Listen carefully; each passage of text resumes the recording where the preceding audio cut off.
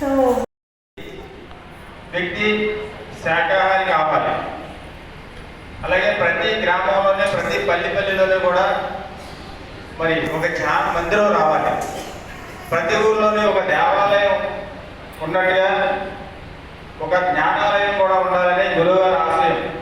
అప్పుడే మరి పిరమిడ్ జగత్తు, ధ్యాన జగత్తు, శాకాహార జగత్తు అవడానికి ఈ మూడు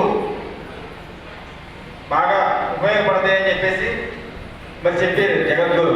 మరి దాంట్లో భాగంగా ఉభయ గోదావరి జిల్లా పిరమిడ్ మాస్టర్లు ఒక ఆశయం మేరకు మరి ప్రతి ఊర్లోనే ధ్యానమందిరం రావాలని ఒక పిరమిడ్ ట్రస్టీ, అంటే పిరమిడ్ ప్రకృతి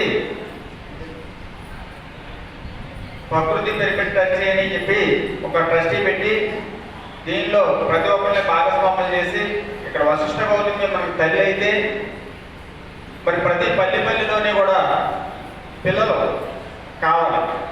ఆ పిల్లలని మనం మేలుకొల్పుకుంటే తల్లి ఒక సంతానం అన్నమాట పిల్లల్ని. ఆ పిల్లలను కూడా మన భుజాల మీద ఆధారపడి ఉంది కాబట్టి ప్రతి పల్లెలోని కూడా ప్రతి ఊర్లోని కూడా మరి ఉభయ గోదావరి జిల్లా 2 జిల్లాలు కలిపితే 2000 గ్రామాలు వచ్చినాయండి. 2000 గ్రామాల్లోని కూడా పిరమిడ్లు రావాలని చెప్పేసి ఒక ట్రస్టీ ఏర్పాటు జరిగింది. మరి దాంట్లో భాగంగా ఈరోజు గురువు గారు